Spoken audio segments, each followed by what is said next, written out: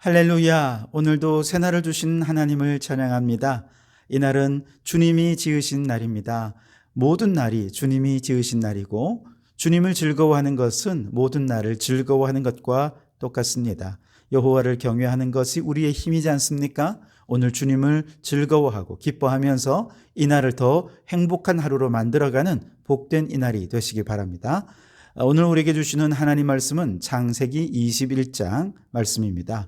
전장 가운데서 특별히 1절로 7절까지의 말씀만 봉독해 드리겠습니다. 하나님의 말씀을 경청하시기 바랍니다. 여호와께서 말씀하신 대로 사라를 돌보셨고 여호와께서 말씀하신 대로 사라에게 행하셨으므로 사라가 임신하고 하나님이 말씀하신 시기가 되어 노년의 아브라함에게 아들을 낳으니 아브라함이 그에게 태어난 아들 곧 사라가 자기에게 낳은 아들을 이름하여 이삭이라 하였고 그 아들 이삭이 난 지 8일 만에 그가 하나님이 명령하신 대로 할례를 행하였더라. 아브라함이 그의 아들 이삭이 그에게 태어날 때에 100세라. 사라가 이르되 하나님이 나를 웃게 하시니 듣는 자가 다 나와 함께 웃으리로다. 또 이르되 사라가 자식들을 전 먹이겠다고 누가 아브라함에게 말하였으리요마는 아브라함의 노경에 내가 아들을 낳았도다 하니라. 아멘. 오늘도 이 말씀을 통해 우리에게 주시는 하나님의 음성을 듣게 되기를 바랍니다. 두 번이나 아내를 누이라고 속이면서 아브라함은 큰 실수를 했죠. 그렇게 위기에 빠졌음에도 불구하고 그때마다 하나님은 그 속에서 역사하셔서 살아계신 하나님을 경험하게 되면서 아브라함은 위기를 오히려 믿음을 회복하는 기회로 삼게 되었습니다. 이렇게 약속을 다시 붙잡고 나니 놀랍게도 실제로 아내 사라의 배가 불러오는 것이 아니겠습니까? 얼마나 서로가 놀랐겠습니까? 있을 수 없는 일이 일어난 것이죠. 아마 제가 아브라함이었다면 너무 황당하고 믿기지 않은 현실 앞에서 아마 2번, 3번 혹시 아비멜렉 왕과 아무 일 없었던 거 맞지? 아마 계속해서 사라에게 물어보았을 것입니다. 물어보나 마나 아닙니까? 무슨 일이 있었다고 한들 경수가 끊어진 사라에게 무슨 일이 있겠습니까? 당연히 하나님이 다 막으셨음을 이미 알고 있음에도 불구하고 말도 안 되는 일이 일어나니까 그런 상상도 해보는 것이죠. 이거는 결국 하나님이 하신 일이라고 말할 수밖에 없는 그런 일들이 일어난 것이죠. 하나님께서 처음 아브라함을 부르셨던 75세부터 100세가 된 25년이 지난 지금까지 하나님은 계속해서 이 약속을 말씀해 주셨고 믿지 못하는 아브라함에게 믿음을 주시기 위해 하나님은 끊임없이 이 약속을 다양한 방법으로 반복 상기시켜 주셨습니다. 그리고 하나님은 얼마든지 불가능을 가능케 하실 수 있는 전능하신 하나님이라고 하는 사실을 끊임없이 계시해 주셨습니다. 그리고 이제 드디어 그 수많은 믿음의 실패와 좌절의 끝에 비로소 기대하고 고대하던 그리고 하나님이 약속해 주셨던 이삭이 태어나게 된 것이죠. 이처럼 오래 기다려온 약속의 자녀라고 한다면 아마도 그 태어나는 과정에 대해서 좀 더 구체적이고 자세한 내용들을 아마 길게 감동적으로 쓰지 않을까 생각할 수 있지만 기대와는 다르게 오늘 본문의 이삭의 출생 과정은 너무 짧고 간단한 내용으로만 기록되어 있습니다. 내용은 간단합니다. 하나님이 말씀대로 사라를 돌보셨고 말씀대로 사라에게 행하셨고 말씀대로 때가 되니 임신했고 때가 되어 아들을 낳았고 8일 만에 할례를 했고 이때 나이 아브라함이 100세였다. 이 내용이 전부입니다. 절수만 봐도 오늘 제가 읽은 7절 이게 다입니다. 만일 제가 이 글을 기록하는 모세였다면 이 부분을 정말 구체적으로 또 아주 감동적으로 길게 썼을 것 같아요. 얼마나 기다렸던 약속의 성취입니까? 그런데 이렇게 이삭과 관련된 내용을 짧고 간단하게 기술하고 있는 것이죠. 그 이유는 뭘까요? 본문에서 이삭이 출생했다는 사실보다 더 중요한 것은 이삭이 출생한 것은 오랜 하나님의 약속이 말씀이 성취된 것이다 라고 하는 점을 더 강조하고 싶어서 이삭의 출생 사건은 줄이고 하나님의 약속을 더 부각시키는데요. 그런 관점에서 오늘 보면 계속 반복되는 말이 있죠. 그건 뭐냐면 여호와께서 말씀하신 대로라는 내용입니다. 1절에 보시면 여호와께서 말씀하신 대로라는 말이 이 짧은 구절에 2번이나 들어가고요. 2절에도 하나님이 말씀하신 시기가 되어라고 말씀하시고 4절에도 하나님이 명령하신 대로라고 말씀을 하시죠. 즉 하나님이 말씀하시고 약속하신 것이 드디어 이루어졌다라고 하는 이삭의 출생은 하나님의 약속의 성취임을 이삭이 태어나는 순간 분명히 다시 한 번 더 확인시켜 주는 것입니다. 그렇습니다. 우리 하나님은 한 번 약속하신 것은 그것이 무엇이든 그리고 어떤 조건이든 한치의 오차도 없이 하나님 뜻대로 성취되는 것을 믿으시기 바랍니다. 특별히 인간의 그 어떤 힘과 능력과 조건으로도 불가능하다고 생각되는 바로 그때 하나님은 인간의 한계를 뛰어넘어 약속을 성취하시는 전능하신 하나님이라는 사실을 다시 한 번 더 믿음으로 고백하는 여러분 되시기 바랍니다. 5절 말씀에 보니 아브라함의 나이가 100세라 그랬습니다. 7절에도 사라가 자식들을 젖먹이겠다고 누가 아브라함에게 말하였으리요? 라고 말씀하시는데요. 다 한결같이 당시 아브라함과 사라는 인간적으로는 아무리 생각해도 그 누가 생각해도 출산이 불가능한 상태였다라고 하는 것을 반복해서 말씀해 주는 거죠. 히브리서 11장 12절에는 이때 아브라함과 사라는 그저 죽은 자와 같았다라고 말씀하십니다. 바로 이런 최악의 조건 속에서 하나님은 인간의 이성과 자연의 순리를 뛰어넘어 사라로 하여금 출산케 하셔서 약속하신 바를 이루어 주신 것입니다. 이처럼 이삭의 출산을 늦추신 이유는 분명합니다. 아브라함과 사라가 더 이상 인간의 능력을 의지할 생각조차 할 수 없을 때, 그래서 오직 하나님만이 하실 수 있는 일이라고 고백하게 되었을 그때에 자녀를 허락해 주셔서 이 모든 결과가 하나님의 은혜임을 고백하고 하나님을 더욱 의지하도록 하기 위해 출산을 여지껏 늦추어 오신 것입니다. 어쩌면 좀 더 일찍 아브라함과 사라가 인간의 가능성을 전혀 생각하지 않고 전적으로 하나님만 의지하는 온전한 믿음이 있었다면 벌써 13년 전 이스마엘이 아니라 이삭이 태어날 수도 있었을 것입니다. 6절 말씀을 보시면 사라가 이르되 하나님이 나를 웃게 하시니 듣는 자가 다 나와 함께 웃으리로다 그랬습니다. 하나님이 웃게 하셨다는 것입니다. 여러분, 웃음은 인간의 언어로는 도저히 설명할 수 없는 지금껏 경험해보지 못한 사건을 수용하고 받아들이는 성경적인 방법입니다. 시편 126편에 보면 이스라엘 백성들이 바벨론 포로기를 끝내고 고향으로 돌아갈 가능성이 그 당시는 제로였습니다. 그러나 놀랍게도 여호와께서는 포로된 백성들을 다시 고향으로 돌려보냈을 때 모든 백성들은 꿈꾸는 것 같았다 기록하고 있습니다. 이 비현실적인 현실을 접했을 때 모든 백성들의 반응은 이랬다라고 기록하는 내용이 시편 126편인데요. 그때에 우리 입에는 웃음이 가득하고 우리 혀에는 찬양이 찼었도다. 그렇게 기록하고 있습니다. 이 웃음은 무엇입니까?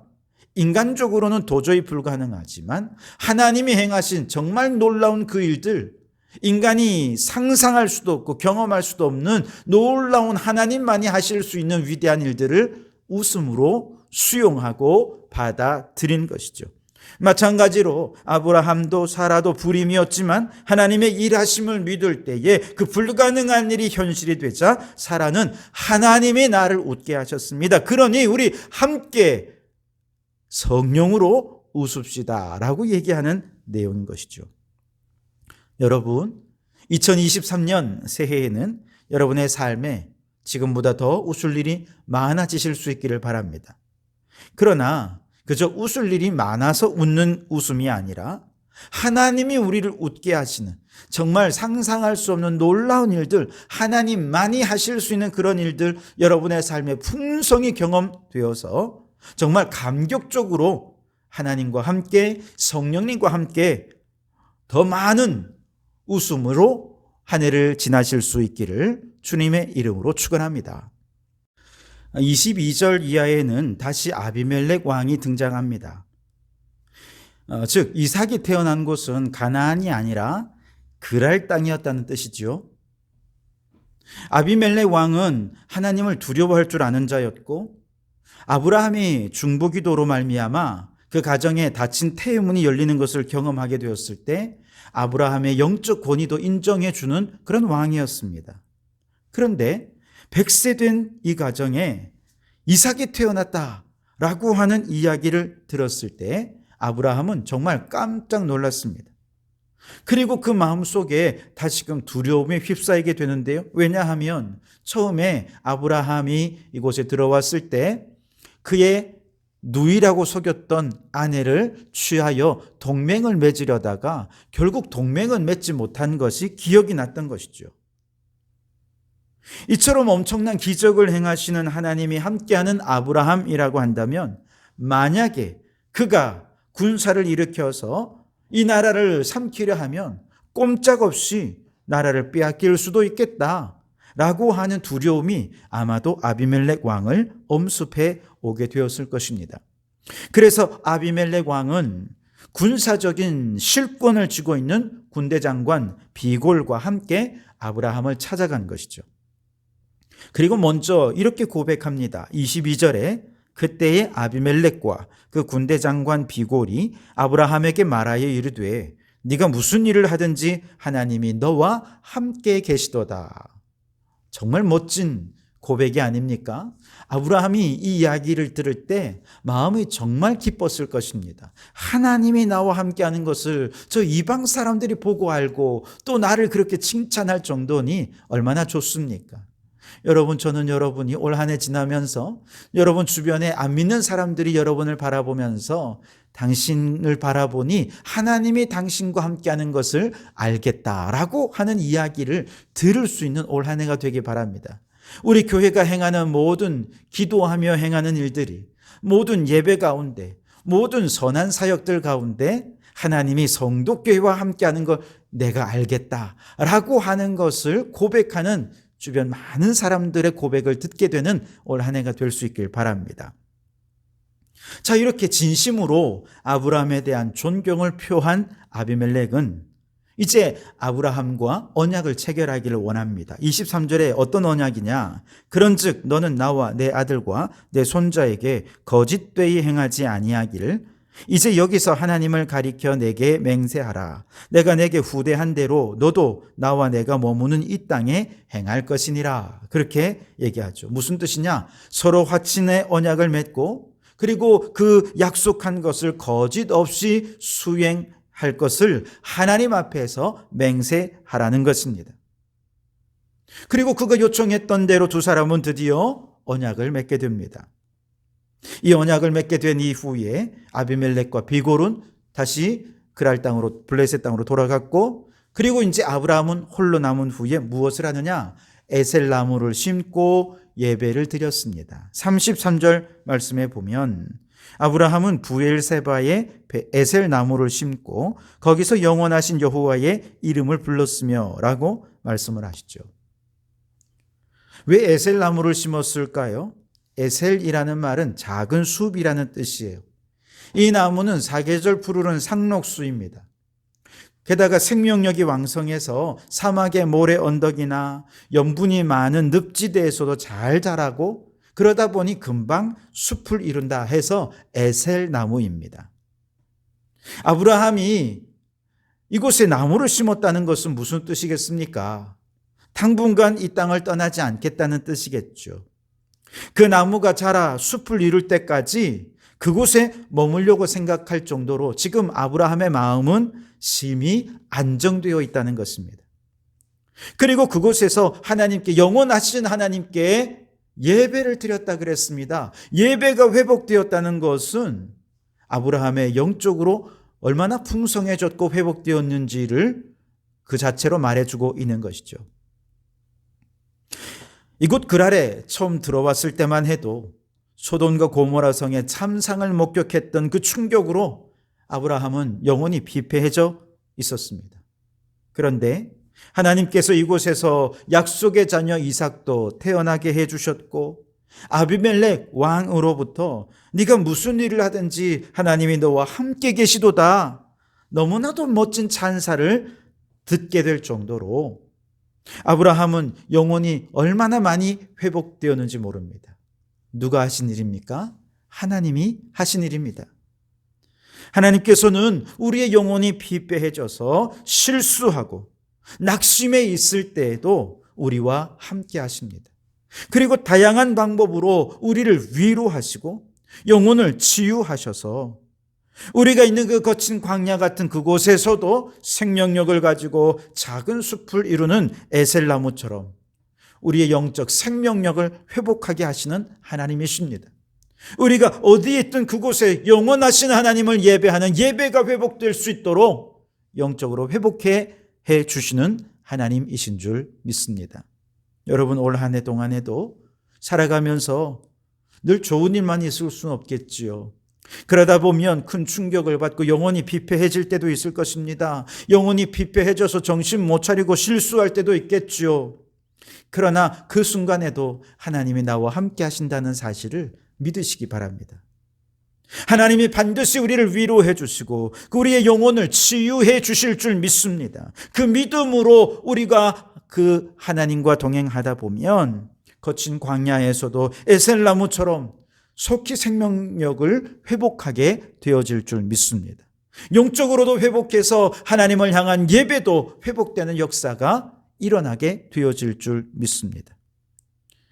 오늘 이 말씀이 여러분 마음에 깊이 새겨져서 올 한 해 여러분 지나는 동안 때로는 넘어지고 때로는 지치고 때로는 낙심되는 모든 순간에도 하나님의 명령하신 모든 사명들을 감당해 낼 수 있을 정도로 그렇게 생명력이 회복되고 예배가 회복되어서 맡겨주신 사명을 끝까지 잘 감당해내는 우리 성도들이 다 되실 수 있기를 주님의 이름으로 축원합니다.